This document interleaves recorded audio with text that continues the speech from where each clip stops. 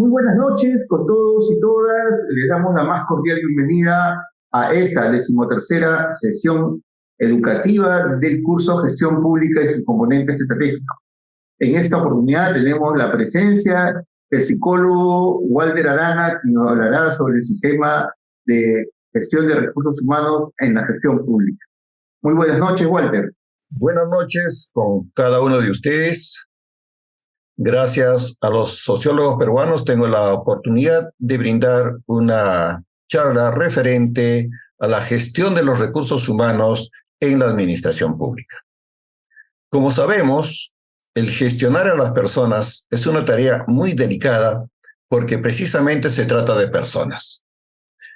Más allá de gestionar a otro tipo de recursos, como puede ser los recursos financieros, los recursos tecnológicos, los recursos económicos, etc., estamos hablando de gestionar a las personas.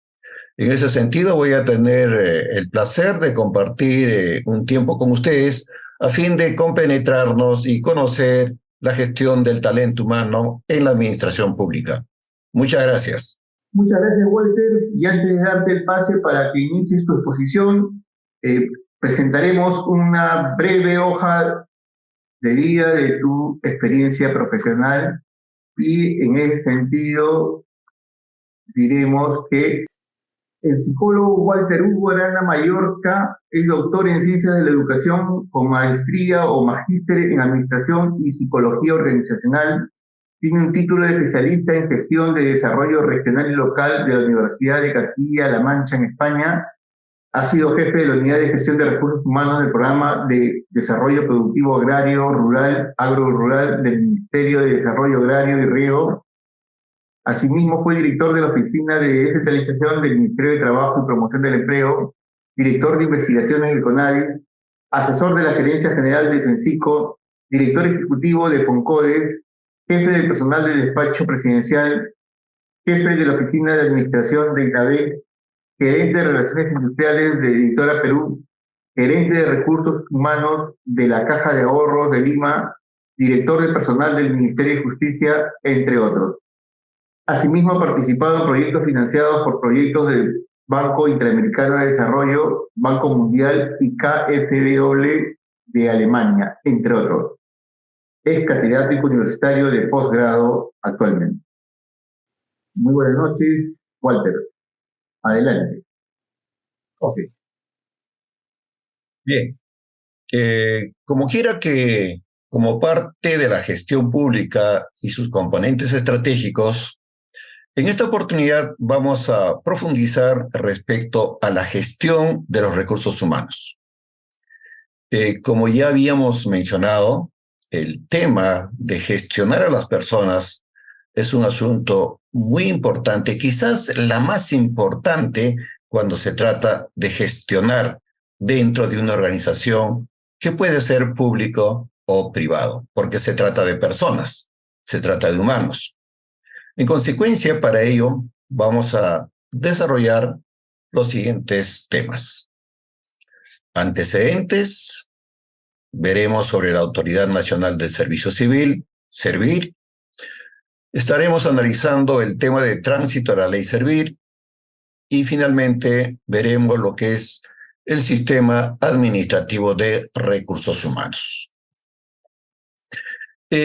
Conocer los antecedentes es muy importante porque tenemos que saber cuáles son los aspectos o las situaciones que se han presentado con anterioridad y que finalmente ha desembocado en toda una problemática que hoy padece la administración pública.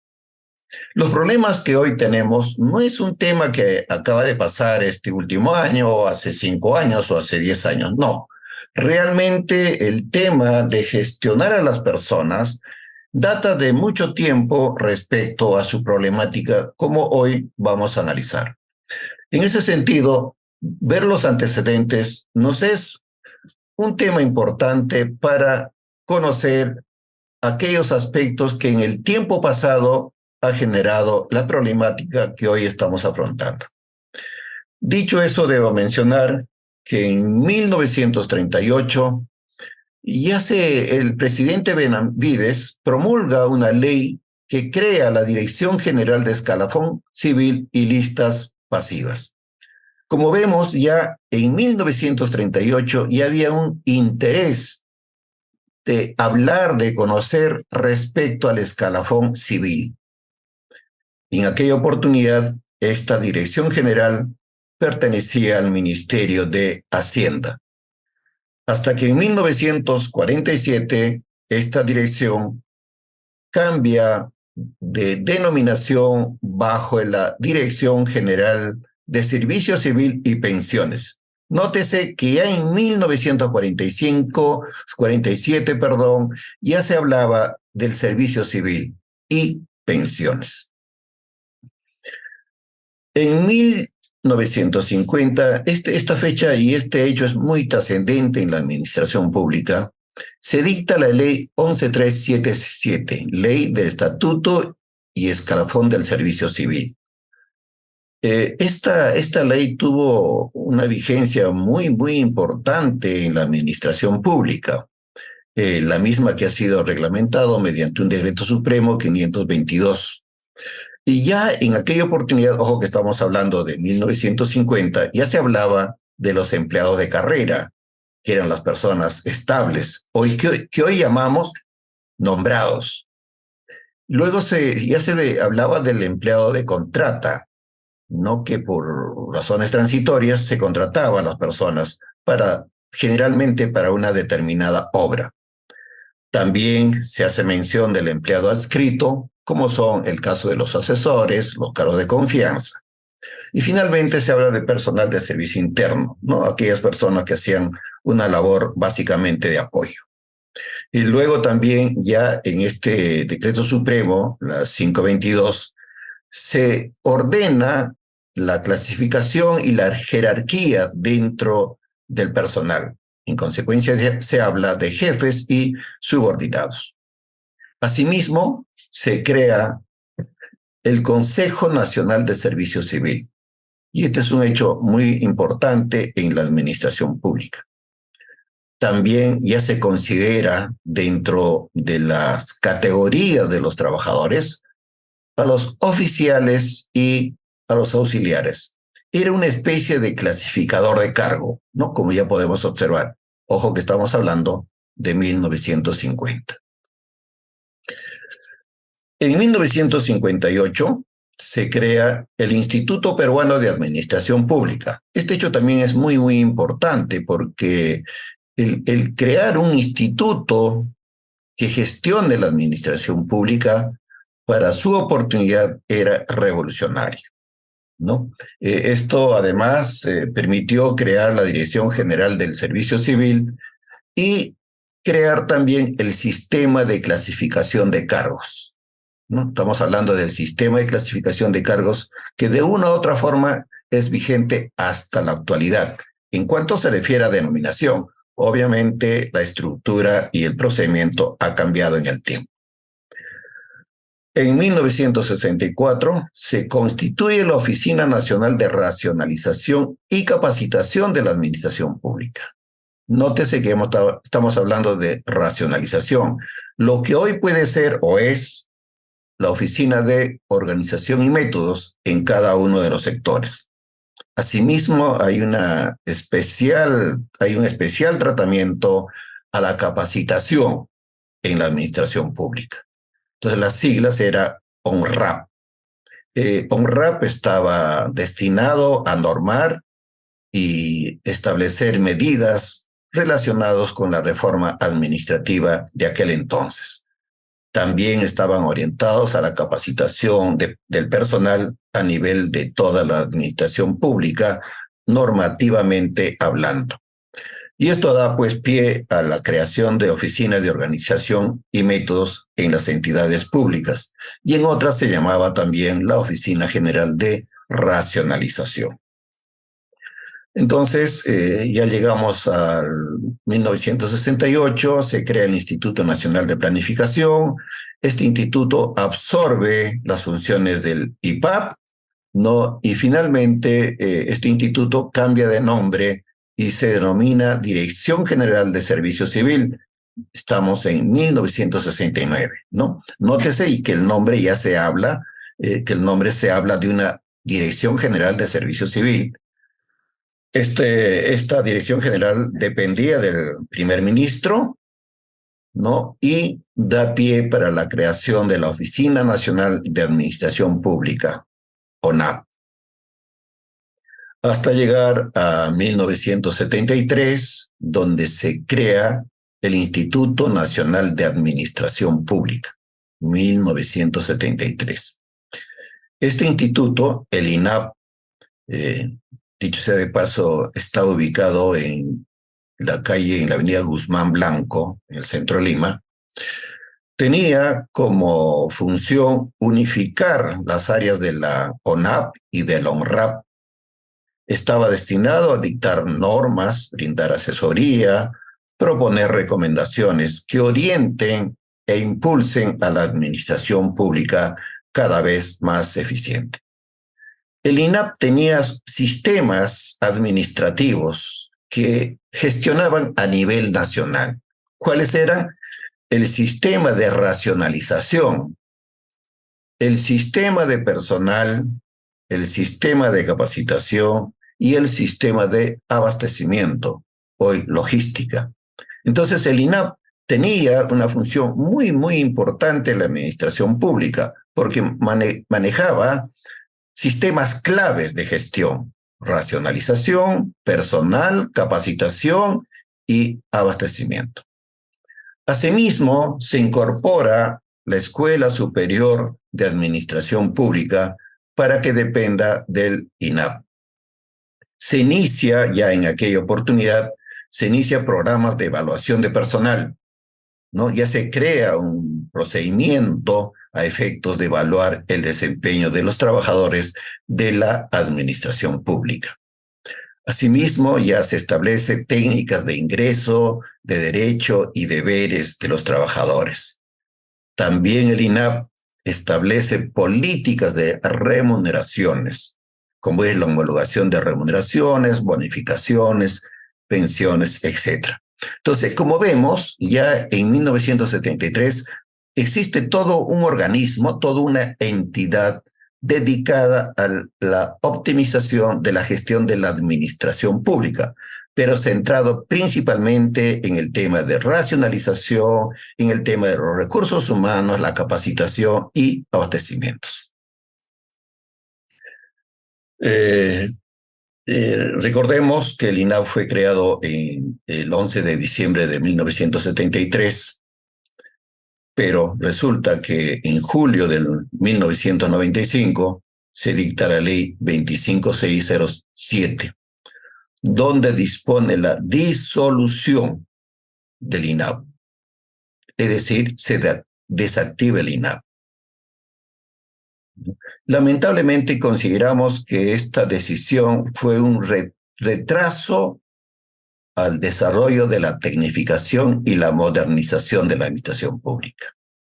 Quedó paralizado, ¿no? Al desaparecer el INAP, prácticamente no había un ente que pudiera regular las diversas acciones que se realizaban en la administración pública, en cualquiera de los sistemas administrativos, ¿no? Entonces, lamentablemente, repito, después de más o menos 17 años, me parece, de vigencia del INAP, desaparece muy lamentable, y en su oportunidad fue un tema muy crítico, porque de alguna forma, en esas épocas, cuando había algún tipo de problema, obviamente recurrías al INAP, quienes te asesoraban y te brindaban una solución para la mejor gestión de los recursos humanos. Asimismo, la Escuela Superior de Administración Pública pasa a depender del Ministerio de Trabajo. Caso error, también prácticamente desaparece, se desactiva, ¿no? Cuando de pronto lo más adecuado hubiera sido que la Escuela Superior de Administración Pública pase pues al sistema universitario, ¿no? Que alguna universidad gestione lo que ya se había avanzado en tema de administración pública, ¿no? Entonces, en ese sentido, repito, este es un momento crítico ¿no? Estamos hablando de 1995, es un momento crítico en la gestión pública respecto al sistema administrativo de personal, de los recursos humanos. Entonces, estos son los principales antecedentes. Ahí nace el problema, como estamos viendo. Entonces, a partir de 1995 ya no había una entidad a quien uno pudiera consultar, acudir, ya sea como gestor, como entidad pública o quizás como dependiente, como trabajador, como servidor. No había forma, ¿no? Entonces aquí existe un caos muy importante, sí, se inicia un caos muy importante, muy trascendente, que lamentablemente hoy estamos pagando, ¿no? De lo que se estaba ordenando en su momento, hoy encontramos un caos, que es verdad que venimos superando, venimos mejorando, pero la crisis ya se había generado y por mucho tiempo. Por suerte, ahora entramos al numeral 2, la Autoridad Nacional del Servicio Civil, Servir. Por cierto, el julio del 2013 se crea la Ley del Servicio Civil mediante la Ley 30057, ¿no? Se crea la Autoridad Nacional del Servicio Civil. Esta ley además es reglamentada mediante la ley, el Decreto Supremo, 040 del 2014 PSN. Entonces se esperó mucho tiempo para poder tomar conciencia sobre la necesidad de implementar acciones necesarias, acciones que permitan una mejor gestión del servidor hacia las entidades públicas. ¿Qué es lo que encuentra Servir cuando se crea? ¿Qué es lo que había ocurrido de manera trascendente, digamos? Primeramente, había una multiplicidad de regímenes laborales. En el tiempo se crearon diversos regímenes laborales. Esto significaba diversas reglas, diversas fuentes informativas, más complejidad respecto a un sistema, la misma que ya era desordenada. Hubo estas diferencias de regímenes laborales, permitió la coexistencia dentro de un mismo sector, permitió la coexistencia de personas, pero con distintas condiciones laborales, con distintas reglas laborales, la misma que no era pertinente, que no era equitativa en su momento y que hasta hoy existe. Este tema, además, se ve crítico porque a pesar de la existencia de reglas formales para el ingreso al servicio civil y respecto al ascenso, se aprecia que el mérito no ha sido un factor imperante en el sector público. Esto ha implicado que no se reclute ni se mantenga en el servicio a los más calificados ni a los más motivados, sino principalmente, como se conoce, la injerencia política ha sido muy aplastante hasta cierto punto, que ha distorsionado lo que podría significar una adecuada carrera administrativa en el sector público. Además, Servir hace una evaluación de las oficinas de recursos humanos de las diferentes entidades y encuentra que algunos procesos de las oficinas eran vulnerables,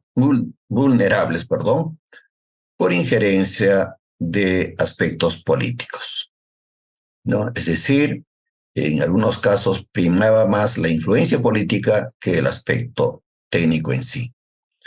No existía perfiles técnicos estandarizados para la Oficina de Recursos Humanos, ¿no?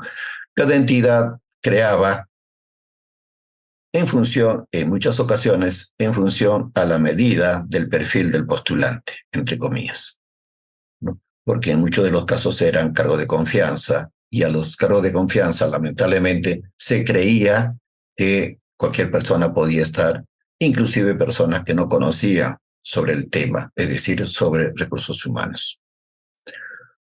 Por otro lado, se encontró poca autonomía de las oficinas de recursos humanos, ¿no?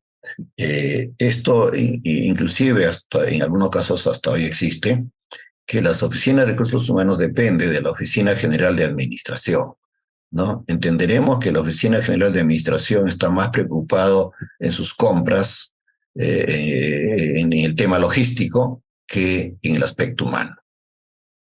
Entonces, este es un retraso, aunque ya en muchos sectores ya la Oficina de Recursos Humanos tiene el mismo nivel que la Oficina General de Administración, ¿no? Hay ahí un tema, un proceso que actualmente se viene llevando a cabo. Por otro lado, se encontró que los gestores tienen brecha de conocimiento. Es decir, en muchos casos, al ser considerados cargos de confianza, en consecuencia podían incluir a las personas que estimaban conveniente, que consideraban que era de su confianza, sin que esto signifique que dicha persona conozca efectivamente el tema de gestión de los recursos humanos. Se ha visto una alta rotación de los jefes de recursos humanos, aproximadamente en un 75%. Hay mucha rotación, lamentablemente, que en parte hasta hoy se persiste. Algunos jefes de recursos humanos asignados en los cargos de confianza no necesariamente presentan el perfil idóneo, como ya hemos mencionado. Hay personas que profesionalmente son muy ajenos al tema de gestión de los recursos humanos, pero sin embargo, por la denominación de cargos de confianza, lamentablemente se han visto comprometidos en hacer el trabajo sin conocer la tarea. Por otro lado, la Oficina de Recursos Humanos no cuentan con herramientas para gestionar los procesos de recursos humanos, o no contaban con herramientas, ¿no? Entonces, este resumen de alguna forma explica la necesidad de impulsar una serie de acciones, una serie de procesos, que es lo que ha venido haciendo la oficina, que ha venido haciendo Servir, como todos tenemos conocimiento. Por otro lado, es importante señalar, ya por la crisis que se vivió a partir de los años donde no existía una entidad normativa, resulta que a la fecha se tiene 15 regímenes laborales en la administración pública. Todos ellos con sus propias características, sus propios derechos, sus propios beneficios, sus propios procedimientos, etc., ¿no? Entonces, significa que no podemos hablar de un sistema único, de un régimen único de trabajadores en el sector público. En el tiempo, hemos observado más o menos lo siguiente, ¿no? Han existido normas de carrera, por ejemplo, el decreto legislativo 276, que se dio el año 85, ¿no? La ley de base de la carrera administrativa, ya se contemplaba todo un proceso a efectos de que los servidores públicos hagan una carrera administrativa, ¿no? 1985. Recordemos que hasta hoy existen personas comprendidas en el régimen del decreto legislativo 276, pero estas personas en su momento eran parte de un proceso que yo diría en su momento como que era revolucionario, porque se quería crear todo un sistema que permita a los trabajadores, en función a méritos, permita acceder a cargos de mayor confianza, de mayor responsabilidad. Entonces, para ello se crea los grupos ocupacionales, ¿no? Se crea el clasificador de cargos, etcétera, ¿no? Entonces había, hasta hoy, había pues una norma que establecía la posibilidad de hacer carrera administrativa. Entonces, este decreto legislativo, vigente hasta hoy, pero truncado en cuanto a procedimientos.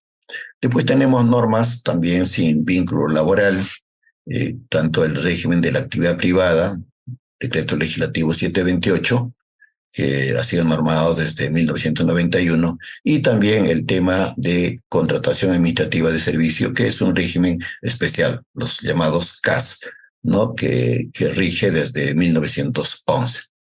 Pero también tenemos carreras especiales, como es el caso de la ley del profesorado, la ley del docente universitario, la ley de profesionales de salud, de los asistenciales de la salud, la ley de los magistrados, la ley de los fiscales, de los diplomáticos, de los servidores penitenciarios, de los militares y policías, ¿no?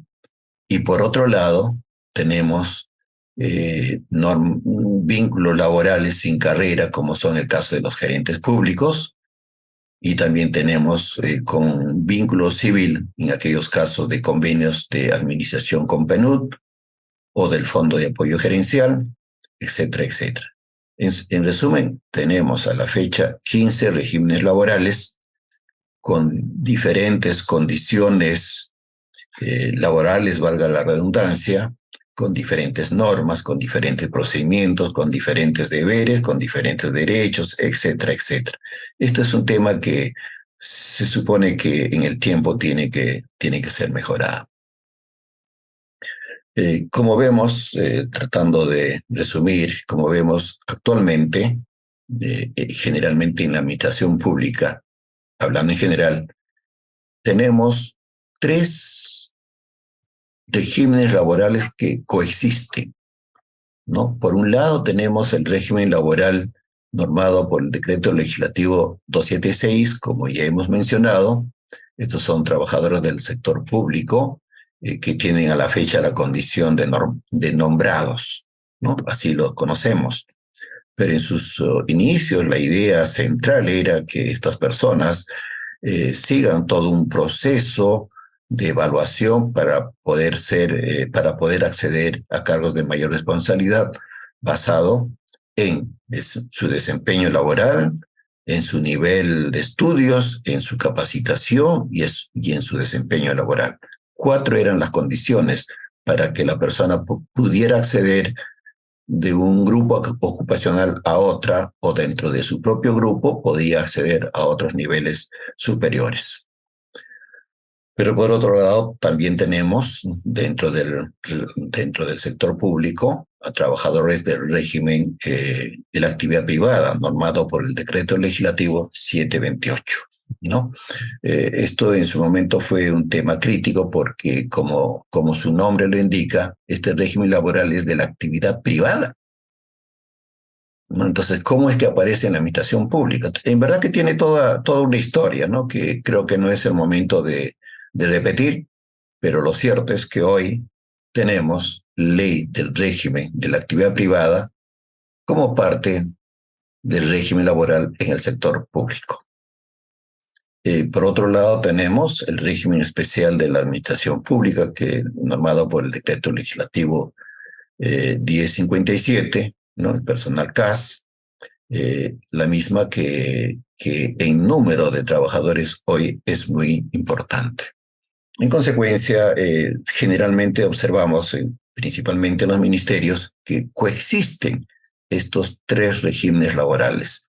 Entonces, gestionar 3 diferentes normas de por sí es compleja, de por sí es, digamos, diferente en cuanto a gestión se refiere. En consecuencia, el Servir está muy preocupada de optimizar respecto a las gestiones de los recursos humanos, de las oficinas de recursos humanos. Para ello se ha comprometido en fortalecer, en capacitar y supervisar. En ese camino va la Autoridad Nacional de Servicio Civil. Ahora, ¿cuáles son los objetivos de Servir? ¿Qué es lo que pretende? En resumen, por un lado, profesionalizar el servicio civil, ¿no? Es decir, que las personas que trabajan en la administración pública sean verdaderamente personas especializadas en el tema, con conocimiento, con formación y con experiencia, la misma que nos permita, pues, tener una mayor eficiencia, una mayor eficacia en la administración pública. Entonces estamos hablando de profesionalizar el servicio civil. Para ello, Servir viene normando una serie de procedimientos a efectos que el personal pueda capacitarse, pueda profesionalizarse. Por otro lado, otro de los objetivos es terminar con el desorden en contrataciones, remuneraciones, deberes y derechos de los servidores. A la fecha, digamos, aún se tiene entidades con sus propias normas de contrataciones, sus propias normas de remuneraciones. Cuando se asume que la administración pública es la misma que el procedimiento debe ser único respecto a contrataciones, respecto a remuneraciones, deberes y derechos de los servidores. Por otro lado, otro de los objetivos de Servir también es consolidar el sistema de gestión de personas del Estado y sus actores claves. Entonces, Servir está empeñado en cumplir, digamos, de manera óptima cada uno de estos objetivos, entre otros. En ese sentido, ya hace buen tiempo se viene tratando de implementar políticas de modernización en la gestión pública nacional. Para ello se ha establecido un gobierno abierto, un gobierno electrónico y un gobierno institucional. Esto como aspectos, digamos, que trasciendan a todas las actividades en la administración pública. Pero dentro de ello hay algunos pilares que se tienen que implementar, como son las políticas públicas, los planes estratégicos. Por otro lado, el presupuesto por resultados, que es lo que se viene implementando en la administración pública, y además también gestión de procesos, simplificación administrativa y organización institucional, que es otro de los pilares. Asimismo, el servicio civil basado en méritos, que es otro de los pilares. Y por último tenemos el sistema de la reforma de seguimiento, monitoreo y evaluación de la gestión del conocimiento. Entonces, esto es parte de la política de modernización de la gestión pública, donde aparece como un pilar importante el servicio civil basado en méritos. Estos hechos permite señalar que cuando hablamos de méritos, estamos hablando de la necesidad de realizar concursos para el acceso al servicio civil. Los concursos y el desempeño para la progresión dentro de la administración pública, ¿no? En ese sentido, es la meritocracia lo que debe imperar. Para ello, reitero, por un lado, los concursos para el ingreso, pero una vez ingresado también debe haber concursos, ¿no? Y la calificación del desempeño como parte de la progresión en la carrera administrativa. También el servicio civil busca igualdad de oportunidades. Igualdad de oportunidades para la capacitación. Todos tienen que tener la oportunidad de ser capacitado y deben tener también acceso y la posibilidad de progresar dentro del servicio civil, la progresión en el servicio civil. Asimismo, la idea es tener en consideración la gestión de acuerdo a metas.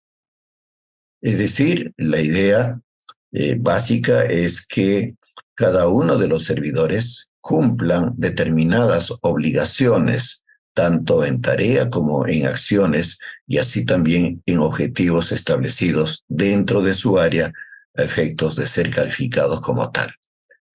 Son los pilares del servicio civil. La ley del servicio civil, ¿qué aspectos viene normando? Por un lado, los principios que debe regir dentro de la administración pública. Asimismo, la organización de sistemas administrativos de gestión de recursos humanos, que es la parte central de lo que estamos señalando, la incorporación de los servidores hacia el servicio civil, hacia la nueva ley, la gestión de la capacitación, la gestión del rendimiento y evaluación del desempeño, derechos y obligaciones, causas de suspensión, derechos colectivos que tienen relación con los sindicatos, organización de los grupos de servidores civiles, así como también el régimen disciplinario y procedimiento sancionador que debe regir en la administración pública. En consecuencia, estos son las pautas, los asuntos que se viene regulando en la ley del servicio civil. Un aspecto importante, vigente, de actualidad, es el tránsito a la ley servil. ¿Esto qué significa? Ya se ha establecido que debe existir un proceso de cómo posibilitar el tránsito al régimen del servicio civil. Eso implica 4 etapas. La primera etapa, que es preparación, donde se inicia mediante la conformación del comité de tránsito. Es decir, debe de constituirse un comité de tránsito dentro de la entidad. Asimismo, debe existir la difusión e información en la entidad. Difusión del tránsito, de las ventajas y de las características que significa el tránsito al régimen del servicio civil. Este hecho debe ser difundido, debe ser comunicado a cada uno de los servidores y funcionarios de la entidad. Entonces tenemos esta etapa de preparación que se inicia, repito, con la conformación del comité de tránsito, la misma que debe establecerse mediante resolución, si es el caso, y la difusión de la información a todos los servidores de la entidad. Ese es el punto número 1. Indudablemente, esta actividad está a cargo del comité, es responsabilidad del comité. Por otro lado, tenemos la etapa 2, que es análisis situacional. Análisis situacional conlleva, paso número 1, realizar un mapeo de puesto. ¿Quién debe realizar el mapeo de puesto? La Oficina de Recursos Humanos. Hay que hacer un levantamiento de todos los puestos que existe en la entidad. ¿No? Ese es el paso número 1, o es el inicio operativo de este procedimiento. Luego viene, como parte del análisis situacional, viene el mapeo de procesos. Es decir, hay que establecer los procesos que se dan dentro de la entidad. Este mapeo de procesos estará a cargo de la Oficina de Planeamiento y Presupuesto de la entidad. Eso conlleva a que la necesidad que debe existir de coordinar de manera permanente entre recursos humanos y la Oficina de Planificación y Presupuesto, así como la alta dirección también, por cierto. Luego tenemos, como parte del análisis situacional, realizar análisis de la información, es decir, el mapeo de puestos, el mapeo de procesos, para luego conocer y realizar informe de mejoras. O sea, ¿en qué aspectos se puede mejorar respecto al mapeo de puestos, respecto al mapeo de procesos? Entonces debe haber un análisis de la información y luego la propuesta de mejoras. ¿Quién realiza? El comité. Finalmente debe haber la aprobación del informe de mejoras, ¿no? Y esa aprobación debe ser mediante resolución. a efectos de posibilitar la continuidad de la siguiente etapa. La siguiente etapa, 3, es mejora interna. ¿Qué conlleva mejora interna? ¿Qué es lo que hay que hacer en esta tercera etapa? Por un lado, actualizar o reestructurar el reglamento de organización y funciones, ¿no? El ROF. ¿Quién debe realizar esta actividad? Es la Oficina de Planificación y Presupuesto. Asimismo, se debe actualizar o reestructurar el manual de procesos. Es obvio, si ya se había hecho un mapeo de procesos anteriormente y se había analizado y había que hacer mejoras, entonces hay la necesidad de actualizar o reestructurar el manual de procesos. Y esto estará a cargo, pues, de la Oficina de Planificación y Presupuesto. Esto conlleva también la elaboración del manual de perfiles de puesto, más conocido como MPP. Quien realiza es Recursos Humanos. Repito, la elaboración del manual de perfiles de puesto. Luego se debe realizar la valoración del puesto, ¿no? Y para todo ello ya Servir ha establecido las normas, los criterios básicos que se debe tener en consideración para elaborar el MPP y para la respectiva valoración. Esto además conlleva la necesidad de elaborar el cuadro de puestos de la entidad, CPE, ¿no? Es el documento ya integrador, ¿no? Donde se establece el cuadro de puestos de toda la entidad. Son los aspectos a considerar cuando hablamos de la mejora interna, el paso número 3. Ahora pasamos al paso número 4, que es la implementación. Eso significa ya implementar. Cuando estamos hablando de implementación, estamos hablando propiamente del tránsito al régimen de servicio civil. Eso significa, pues, que debe haber concursos para ocupar los puestos. ¿Quién realiza? Recursos Humanos. Se supone, ¿no? Para ello ya tenemos los perfiles de puesto, ya tenemos la valorización, ya tenemos el cuadro de puesto, y en estos documentos están considerados, en los perfiles están considerados los requisitos que exige cada uno de los puestos. En consecuencia, ya se realiza el concurso propiamente dicho. Y para luego también implementar los procesos mejorados, ¿no? En resumen, estas son las etapas y las principales acciones que se tiene que hacer, que se debe hacer en la administración pública para proceder al tránsito al régimen de servicio civil. Como ya habíamos mencionado, dentro de la administración pública existen diversos regímenes laborales, 276, 728, CAS, etcétera, que cada uno de ellos tiene su propia normatividad, sus propios procedimientos, etcétera, etcétera.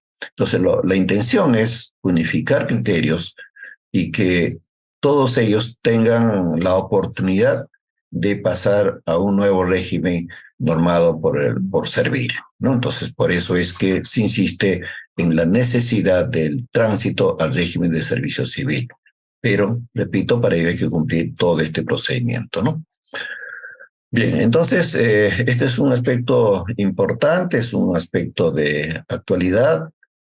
Por cierto, cada uno de estos pasos podría significar todo un curso, ¿no? Pero lo importante es que ya tengan conocimiento, conozcan con más objetividad qué es lo que se requiere para poder implementar y proceder al tránsito al régimen del servicio civil. Bien, entonces tenemos preparación, análisis situacional, mejora interna e implementación. ¿Cuáles son aquellos instrumentos importantes para el tránsito al régimen del servicio civil. El manual de puesto tipo contiene la descripción del perfil de puesto tipo en cuanto a las funciones y requisitos generales y específicos también. Esto está agrupado en función al rol de la familia de puestos y que sirven de base para que las entidades puedan elaborar el manual de perfil de puestos, ¿no? Es un manual básico e importante. Después también tenemos el manual de perfil de puestos, donde se describen de manera estructurada los perfiles de puestos de la entidad. Ahí están los requisitos generales y específicos. Y este procedimiento y la forma de elaborar el perfil está en una directiva establecida por Servil con dicho objetivo. Y también tenemos la necesidad de considerar el cuadro de puesto de la entidad, ¿no? Este es un instrumento de gestión en donde las entidades públicas establecen los puestos, la valoración de cada uno de ellos y el presupuesto asignado a cada uno de ellos. En consecuencia, en resumen, se ve el aspecto presupuestal.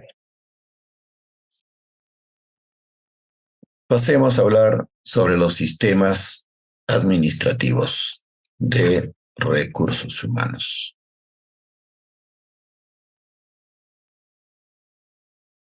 Cuando hablamos de sistemas administrativos de recursos humanos, estamos señalando que este sistema establece, desarrolla y ejecuta las políticas de Estado respecto al servicio civil. Comprende una serie de normas, principios, recursos, métodos, procedimientos y técnicas utilizados por la administración pública en la gestión de los recursos humanos. Entonces, al hablar de sistema administrativo de gestión, repito, estamos hablando de una serie de normas y procedimientos, ¿no? La misma que está normado, si se quiere, por Servil, donde establece qué es lo que hay que hacer para cada uno de los sistemas a considerar.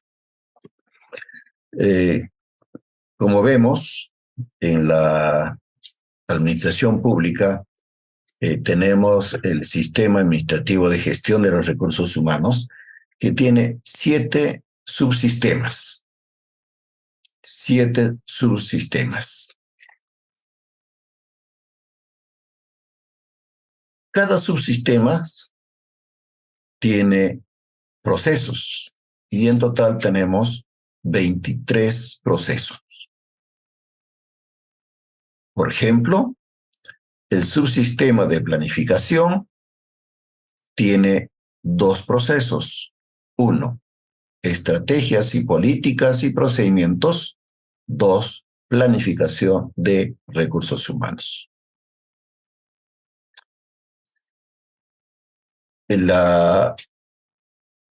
El subsistema de organización del trabajo y su distribución tiene 2 procesos: el diseño de puestos y la administración de puestos. Tenemos el subsistema del empleo, donde se considera la gestión de la incorporación, que comprende selección, vinculación, inducción, periodo de prueba, y también la administración de personas, que conlleva la administración de legajo, control de asistencia, desplazamiento, procedimiento disciplinario, desvinculación. Asimismo, tenemos la gestión del rendimiento, que es la evaluación del desempeño. Por otro lado, tenemos la gestión, su sistema de gestión de la compensación, que conlleva la administración de compensaciones, la administración de pensiones. También tenemos el subsistema de del desarrollo y capacitación, que comprende el proceso de capacitación y progresión en la carrera. Finalmente tenemos el subsistema de gestión de relaciones humanas y sociales. Este subsistema comprende los procesos de relaciones laborales, individuales y colectivas, seguridad y salud en el trabajo, bienestar social, cultura y clima laboral y la comunicación interna. Entonces, como vemos, es el sistema administrativo de recursos humanos donde estamos especificando cada uno de los sistemas y procesos. Pero para mayor comprensión vamos a detallar en los siguientes, en el siguiente paso. El sistema de planificación de políticas y recursos humanos conlleva la necesidad de planificar las acciones que debe realizarse dentro de los recursos humanos, dentro de la Oficina de Recursos Humanos, pero conllevado a las políticas de gestión establecidas por Servir. Esto significa, por un lado, estrategias, políticas y procedimientos. ¿Qué producto se espera de este subsistema? Políticas y procedimientos internos. Debe haber un plan de gestión de personas, plan de trabajo. Se debe elaborar el reglamento interno de servidores civiles. Se debe establecer presupuesto anual de recursos humanos. Se debe elaborar el cuadro de indicadores de gestión de la Oficina de Recursos Humanos, entre otras. Entonces estamos hablando de estrategias, políticas y procedimientos. Respecto al proceso de planificación de recursos humanos, se espera la elaboración del informe de análisis de necesidad de personal, el mapeo de puestos, la dotación y la formulación del cuadro de puestos de la entidad. Todo ello como parte del subsistema de planificación de políticas de recursos humanos. Luego tenemos el sistema de organización del trabajo y su distribución. Este conlleva los procesos del diseño de puesto, cuyo producto esperado es el manual de perfiles de puesto y los perfiles de puesto en sí. Tenemos la administración de puestos. El producto que se espera es la matriz de valorización de puestos y la administración del cuadro de puestos de la entidad. Todo ello como parte de la gestión del subsistema de organización del trabajo y su distribución. Luego tenemos el subsistema de gestión del empleo, gestión de la incorporación. Esto es, digamos, la parte central de la gestión del talento humano. Estamos hablando de selección. Estamos hablando de vinculación, inducción, periodo de prueba. Cuando hablamos de selección, ¿qué es lo que se debe elaborar? Se debe elaborar la base del concurso de selección. Debe haber avisos de convocatoria, relación de candidatos según etapa de selección hasta la conformación de los candidatos que llegan a la entrevista final, es decir, que hayan cumplido las otras etapas. Debe existir las actas finales del comité de selección o el que haga sus veces, entre otros. Entonces estamos hablando del proceso de selección de personal. Por otro lado, cuando hablamos de vinculación, conlleva como producto los contratos y resoluciones. Es decir, al vincular a las personas, vamos a hacer mediante un contrato o una resolución, según corresponda. Luego viene la inducción. La inducción, como sabemos, es la fase donde el empleador pone en conocimiento de los deberes, de sus derechos, sobre procedimientos, sobre políticas internas, etc. Eso conlleva la necesidad de hacer planes de inducción y registros de inducción. Tenemos el periodo de prueba, la misma que debe estar registrado en formatos y reportes de evaluación del periodo de prueba y actas de retroalimentación, ¿no? Entonces, todos estos procesos como parte del subsistema de gestión del empleo, gestión de la incorporación. Luego tenemos el subsistema de gestión del empleo, administración de personas. Esto también es uno de los pilares que se tiene en cuenta cuando hablamos de gestión de las personas. Estamos hablando de administración de legajo, control de asistencia, desplazamiento, procedimiento disciplinario y desvinculación. ¿Y qué documentos se debe elaborar? Cuando hablamos de administración de los legajos, estamos hablando de que debe existir un lugar, un espacio donde se encuentren ubicados los legajos de todos los servidores civiles y, de ser el caso, de manera digital y físico. Y cuando hablamos de control de asistencia, es obvio de que debe haber un reporte de la asistencia de todos los servidores. Se debe elaborar el rol de vacaciones, el registro de licencias y permisos, entre otras acciones. Cuando se refiere a desplazamiento, significa la elaboración del registro de desplazamiento de los servidores. Esto en base a la rotación que pudiera haber, destaques, designaciones, encargo de funciones y comisión de servicio, entre otros. Respecto al proceso disciplinario o al procedimiento disciplinario, el producto esperado son los informes y las resoluciones. En relación al proceso de desvinculación, esto se debe traducir en la necesidad de presentar formatos y registros de entrega de cargo, de resoluciones de desvinculación y encuestas de salida, de ser el caso, ¿no? Entonces tenemos que tener un registro de la entrega de cargo, que por norma sí o sí tiene que darse. Luego tenemos el registro de rendimiento. Cuando hablamos del registro de rendimiento, estamos hablando de la evaluación del desempeño. Eso significa la necesidad de hacer un plan anual de evaluación, elaborar las herramientas y metodologías de evaluación ajustadas a la entidad, de acuerdo a las disposiciones de Servir. Sobre el particular, Servir ya tiene una serie de directivas que debe implementarse en cada una de las entidades públicas.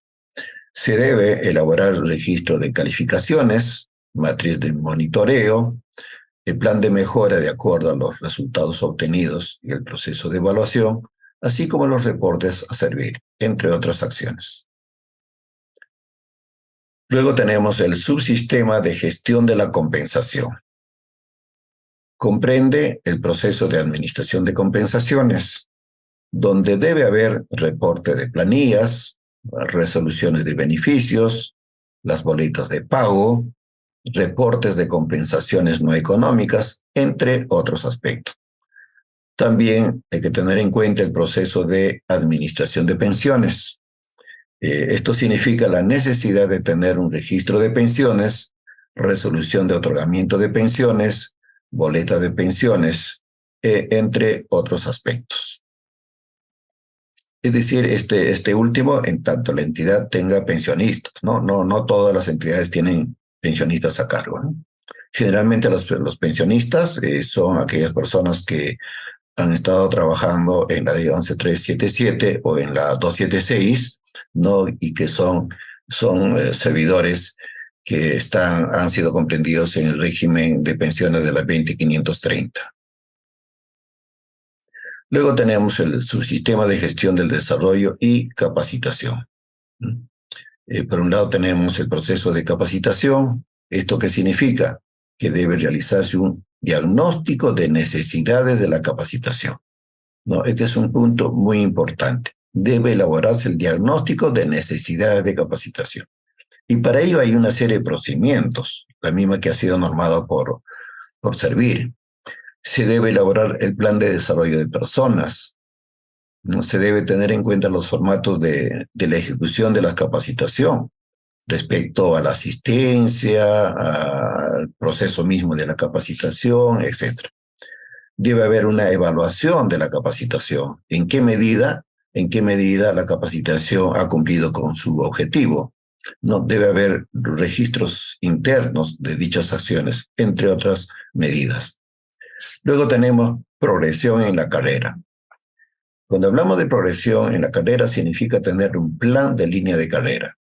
Debe haber un diagnóstico del potencial de desarrollo, entre otras acciones. Finalmente tenemos el subproceso de gestión de relaciones humanas y sociales. Este conlleva, por un lado, tener en consideración el proceso de relaciones laborales individuales y colectivas. ¿Qué esperamos de este proceso? El registro de sindicatos, resolución de asuntos laborales individuales y colectivos, registro de pliego de reclamos y de convenios colectivos, entre otros. Luego es importante tener en consideración en relación a la seguridad y salud en el trabajo. Y para ello se debe elaborar un plan y programa de seguridad y salud en el trabajo, plan de capacitación en seguridad y salud en el trabajo, registro de incidente por seguridad y salud en el trabajo, diagnóstico respectivo y evaluación de riesgos, entre otros. Luego tenemos bienestar social. ¿Qué es lo que se tiene que hacer en relación a bienestar social? Primeramente debe haber un plan de bienestar social, convenios con instituciones para facilidad de los servidores civiles. Por otro lado, la evaluación de satisfacción de las actividades sociales que se hayan realizado, entre otras acciones. Luego tenemos cultura y clima laboral. Eso significa realizar un diagnóstico sobre cultura organizacional.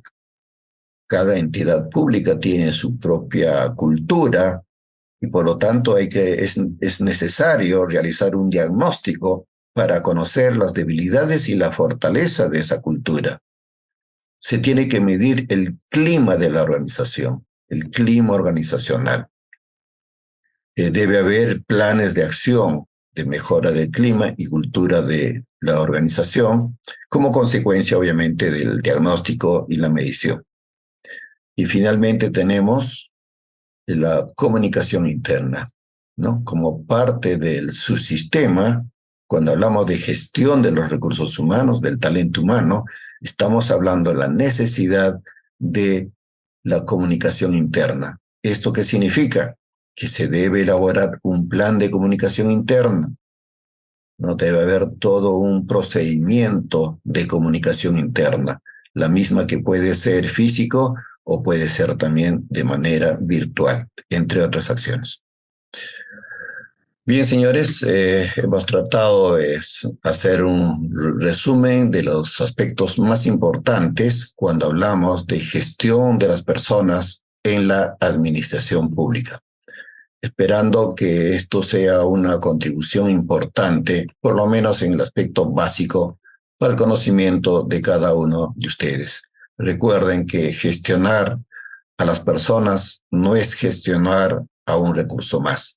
Yo estoy convencido, no obstante que se denomina gestión de los recursos humanos, yo estoy convencido que no gestionamos recursos, nosotros gestionamos personas. Recursos puede ser la carpeta, un lapicero, la laptop, etc. Pero las personas no somos un recurso más. Pero igual, estamos para gestionar. Muchas gracias por la atención. Estamos en comunicación permanente. Buenas noches. Muchas gracias, Walter, por tus exposiciones. exposición y continuando con la dinámica de las sesiones de los cursos, vamos a presentar dos preguntas que serán proyectadas unas tras otras para que puedas ir respondiendo.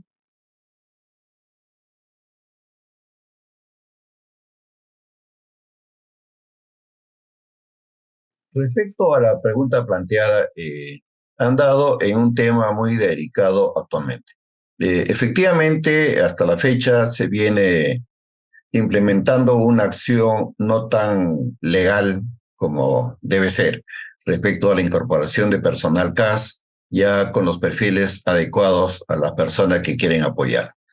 En algún momento conversé con funcionarios del más alto nivel de servir y muy a pesar ellos reconocían que lamentablemente en la administración pública aproximadamente el 80% de las personas CAS ingresan bajo una simulación de concurso ya ajustados al perfil establecido previamente. Esta es una práctica inmoral, es una práctica que no debía realizarse en el sector público, pero lamentablemente existe, pero en el entendido que también estamos en un proceso de superación, un proceso de mejora.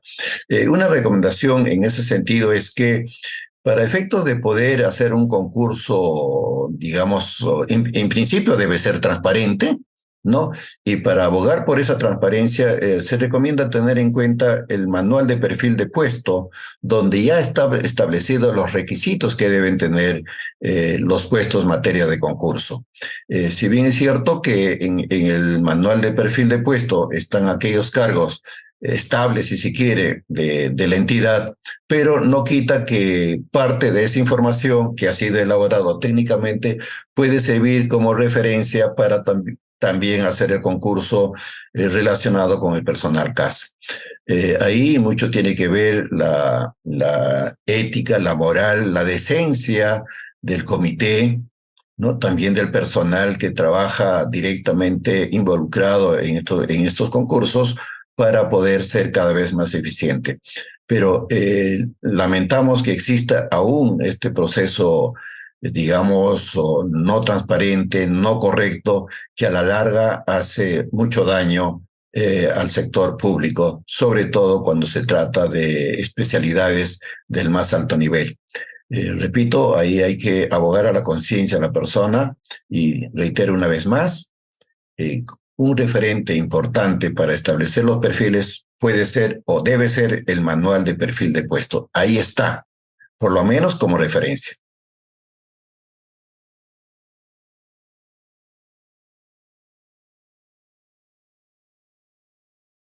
Respecto a la pregunta establecida, efectivamente, considero que cuando hablamos de desarrollo de las personas, habría que, además de las competencias clásicas, de las habilidades que se tienen en cuenta, habría que tener una competencia que es muy importante. Es decir, tres competencias, que en suma hace una. Lo siguiente, el saber hacer las cosas.